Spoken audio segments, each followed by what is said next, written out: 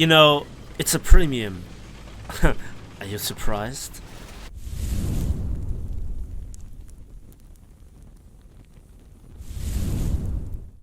Hello there, and welcome back to Wolf on Aboard, a very filthy tank with some very filthy gameplay that you can enjoy in the background. I'm talking about the new Swedish premium battle rating 3.3 tier 2 premium tank destroyer, the SAV 2012-48.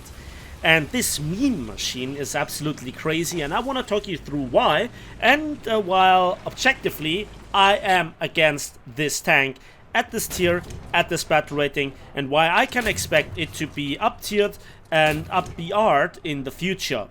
Because the performance of this tank is simply too good for its meta. It's not flawless, it can be easily destroyed, but in the hands of an experienced player that has situational awareness and just wants to circle up, this is a little bit of a dream. And you get away with situations that normally would cost you dearly. That just teaches people to push you, but you're already ready for them again. So what am I talking about? Well, I'm talking about a tank that has a 120mm autocannon at battle rating 3.3 rank 2. The 120mm automat cannon has 62 rounds of ammunition overall, with a 6-round first stage ammo stowage. Including the gun in the breech, that's 7 rounds that you can dumpster at the enemy in 8.4 seconds from the first shell onwards. That's crazy. And you need just only one, because either you use the high explosive, which has 28mm of penetration, versus some potato trucks, which is really spectacular, or you use the armor piercing, the AP-CDC round, with 95mm of penetration, but 890 grams of TNT filler. Oof. So this tank is crazy, but it's...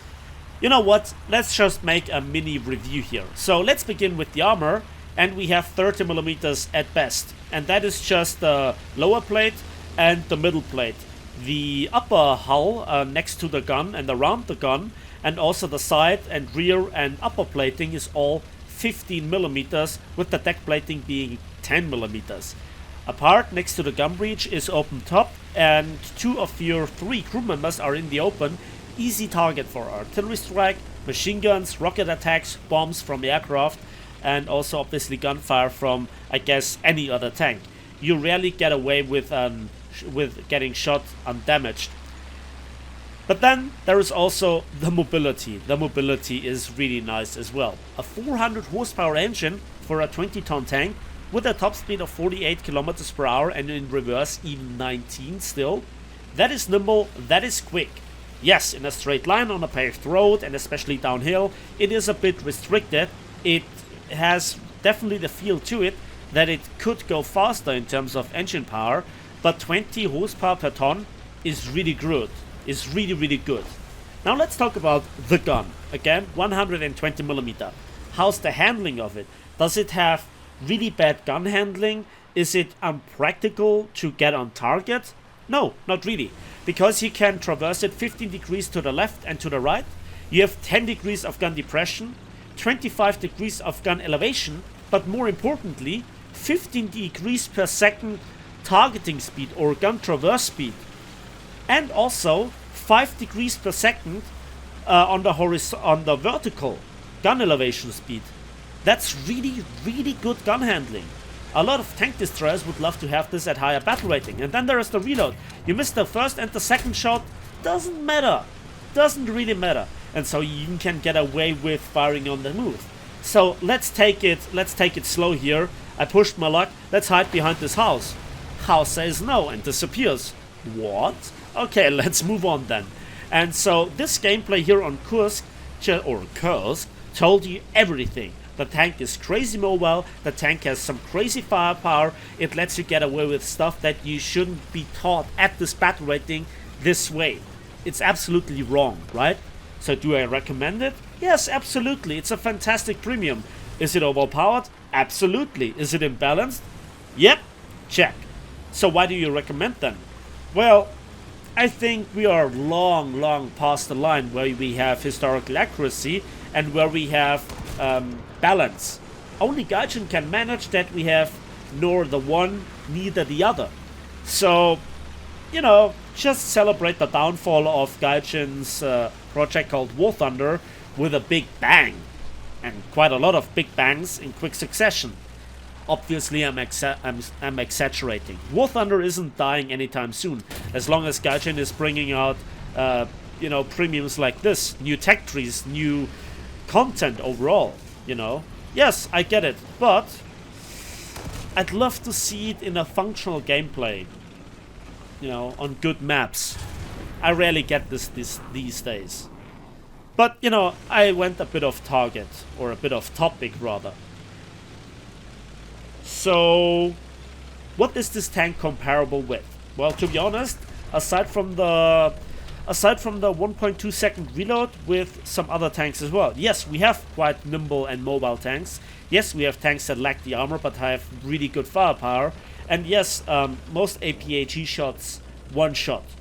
But think about some other meme machines. For Japan, the 1.7 Horo has a 20-second reload for its big gun.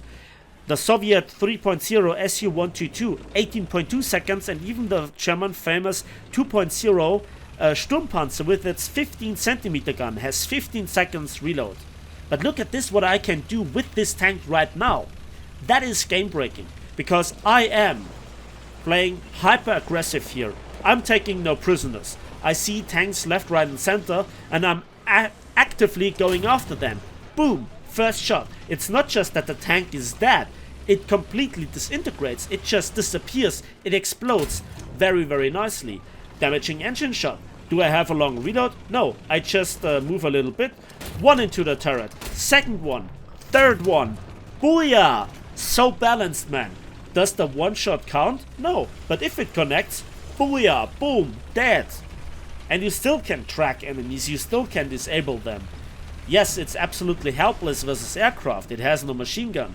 It hasn't even proper deck protection. And it's just a prime target for bombs, rockets, or even guns and machine guns. But by the time the enemy actually has some aircraft in the air, it's all over. And again, even when you actively hunt the enemy, you have those short-term ambushes in frontline fashion. Ugh. It's really satisfying, don't get me wrong. This tank is cool. But I always have balance in mind. I always have the health of the game in mind. And this tank just takes a massive thumb on that. It really does. So what to say about this tank? Well, it's overpowered, it's premium. What did you expect? Well, kind of that. I'm actually lost for words. Yes, the tank can be easily destroyed, as I have now stated multiple times. But it's just this 1.2 second reload that is absolutely crazy. Because you just don't get punished for missing that one shot. Effectively, you can actively range find with the shot faster than you do with the actual rangefinder, which is fun. And again, it's just, what do new players think in their 2.3 battle rating tanks when they come across something like this, where they are in slow tanks that don't have sufficient armor, that have slow gun traverse, that have slow gun handling, that have long reloads? Well, it's up to you to decide this, right?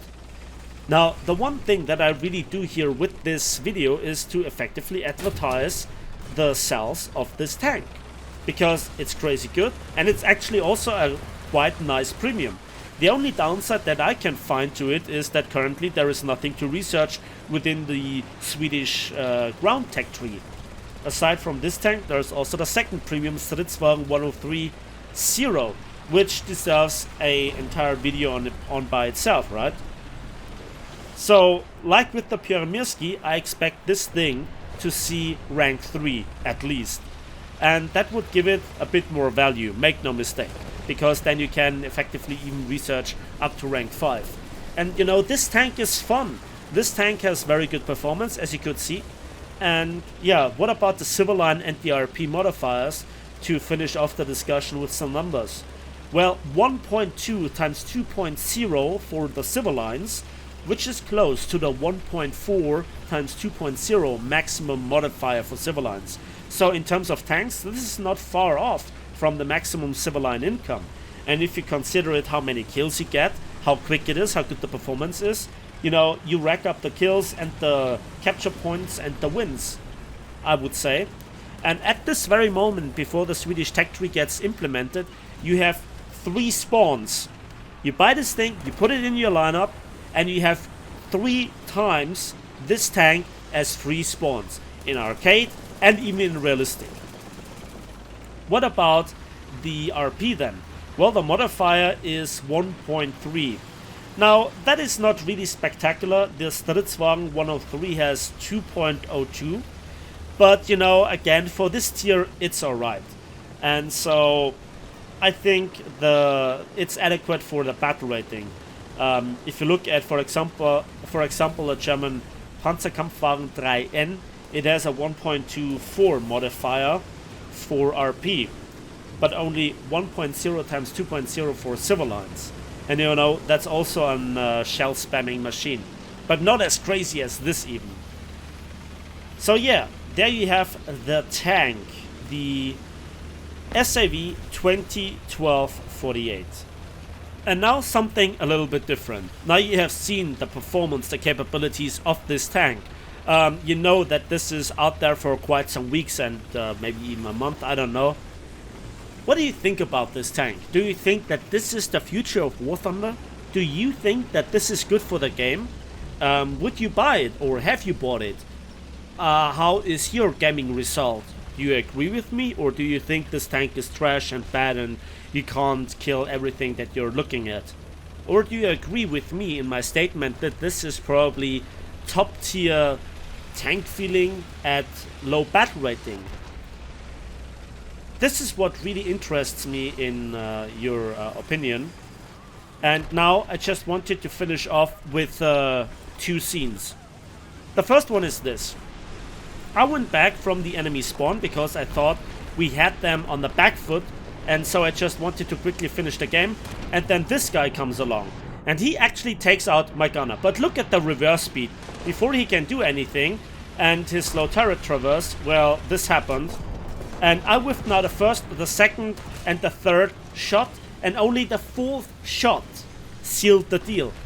I should be dead there. I should be really punished for it. But the stupidly quick reload is absolutely insane, and it just takes 1 proper hit to really screw with the enemy.